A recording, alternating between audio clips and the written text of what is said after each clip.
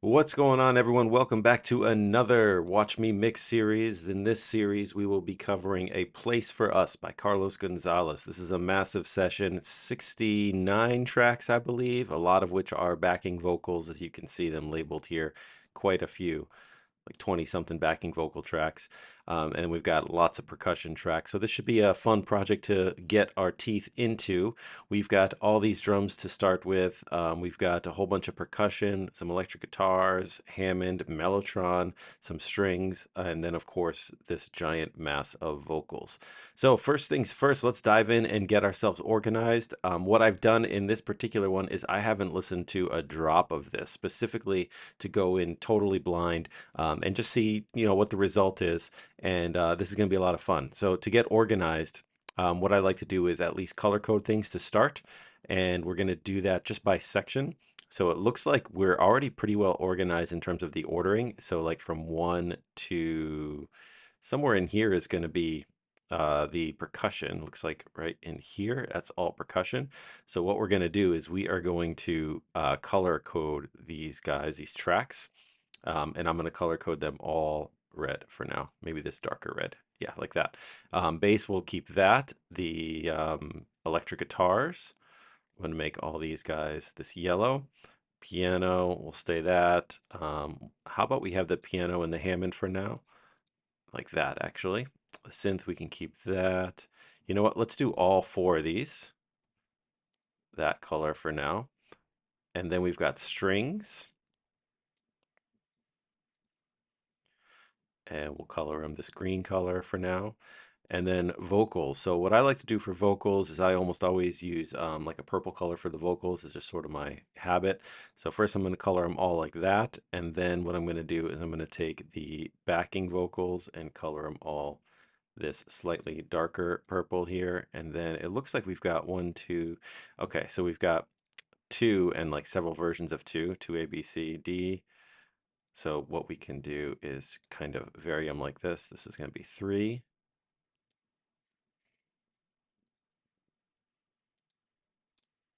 and then four, and then five. Six only has two. Seven has a bunch. Now we don't know what these are yet, but we're just trying to get organized. So now we've got this set up here. We can see a little bit clearer how things are organized. Let's zoom into the actual audio and we can see the audio.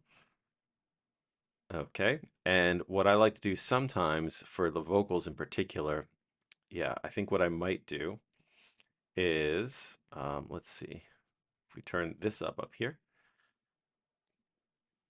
I think what I'm going to do is cut out some of this silence here. So just so I can help to understand what's going on. So if I go from here to here, I can take all of these and do that. And then we're going to do Command T to trim this. And then, oops. Actually, you know what we're going to do? We're going to do only on these guys. Trim that. And I don't think they do anything else in the whole session. So we do that. And then on these ones, what we'll do is we'll do it in the same location, but then we'll also do it over here, over here, and over here. And we can cut out all of this. We can cut out all of this, actually just like that. And then we can cut out all of this.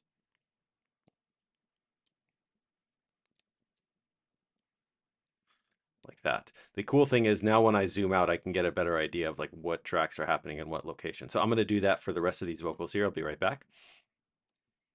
And this is what I've ended up with the vocals. So I've trimmed down all of the silence in the vocals so we can get a better idea. The nice thing is now when I zoom out, I can get a better idea of which things are happening where. So there's a lot of empty space in here. So I can really see that like this is probably like a chorus or a build to a chorus, this as well. So this area in here is maybe a verse. So that's why I like to do that. Helps me to visualize better. So I'm going to take a look at the rest of the instruments and we'll see if we can do something similar there. And this is what I've ended up with here. So I've cut out most of the silence to get a better idea of sort of what's happening where, when, how, all that kind of good stuff. And so I wanted to show you real quickly what it looked like a moment ago. So let's take a look at that. Here's how it started. So this is just a big block of all these different tracks, and they are labeled, which is beautiful. But just with a couple minutes of organizing, we end up with this. And so some of you may enjoy the big solid blocks better, and sometimes I do also. It just depends on the session. With something as as massive as this, I mean, I've mixed bigger projects, but this is not only large, it's also a little bit complex because there's all these different sections. It really helps me just to take 5 minutes and do that little organizational. The biggest piece I can take away from this, again, I haven't even listened to it yet, is that once I've done all that, I can see what are the primary instruments. What kind of song is this? Is this a guitar song? Is this a drum song? Is this a vocal song? I can see real clearly it's piano and Hammond. Those are the two primary instruments, because when you zoom out, those are the things that are taking up the majority of the time. So that's going to be the prominent instrument throughout. Next, we're going to have bass. And also the drums. The vocals are fairly prominent, but there are some spaces here. So yeah, it's going to be a piano song. So that might be sort of where I start, is listening to the piano and kind of going through that. So that's a really good exercise. So let's jump in. Let's listen to the piano and we'll see where we're at.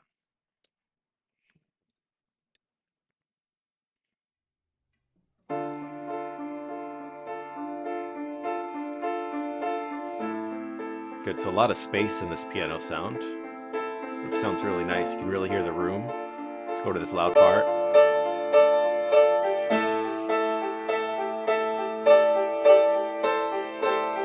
Yeah, that's cool. You can really hear the space in the room. That's a neat sound. Let's listen to this Hammond. Okay, big whirly sound.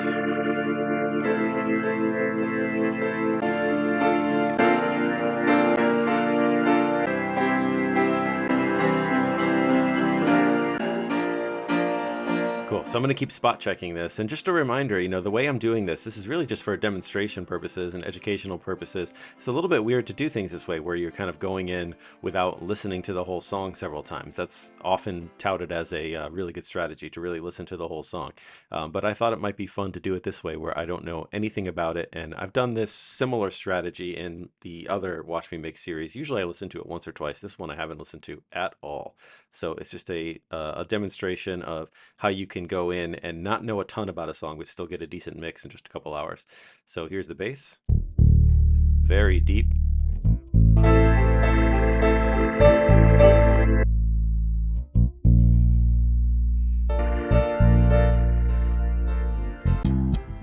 Oh, some slaps over here.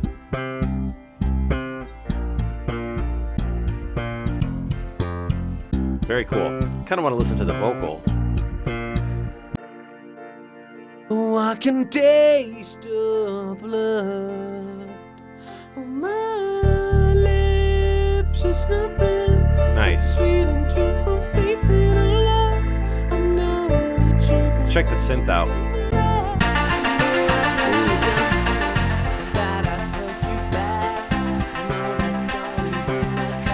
Okay, it's very rhythmic in here. Very, very rhythmic. So let's take a listen to these drums. I'm just going to take all of them together.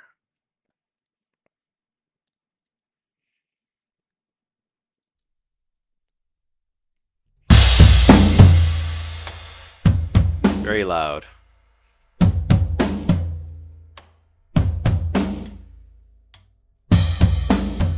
Okay, yeah, some big taiko drums are cool. Let's go over here.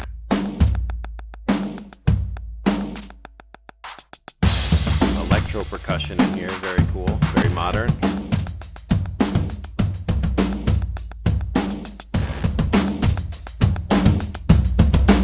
Very cool sounds. I can see when I put my my playback up here at 0, then we're peaking. So one thing I'm going to do real quick is come into the mix view here, and I'm going to turn all these drums down. We're going to go to -10. It's a good starting place because it's lots of headroom. And now when I go to 0 up here and I hit play in that nice loud bit, let's go to just the drums. Have more headroom. I might go down even more. Let's go to -15. Want to have a lot of headroom.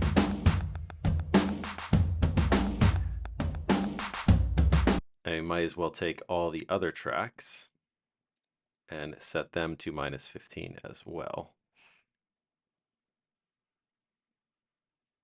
So we're all starting from the same place. The reason I'm doing that is because I want to have headroom on the fader. I don't want to be overloading the fader early in the mixing process. Okay, so that gives us a little listen through of what we have in store. Let's listen to these backing vocals real quick before we end the episode. Taste the blood on my lips. There's nothing but the sweet and truthful faith in Cool. on my lips. There's nothing but the sweet and truthful faith. I know I've let you down before, and that I've hurt you bad. I know that sorry will not cut it, but I can swear I'll try to tear the world apart. Very cool stuff. Got it, but I can place for us to fall back down. Place for us to fall asleep. Very cool. So very modern. This is going to sound really neat, I think. So in the next episode, we will get started. I'm going to, as I said, start with the piano. I think I might start with the piano and the bass, and then probably layer in the drums and electric guitars, and I'll probably end with the vocals. So that's kind of where we are. Welcome to another series, guys, and this is going to be a place for us. Carlos Gonzalez. I hope you stick around for the majority of it. It's going to be a lot of fun. Have a great day.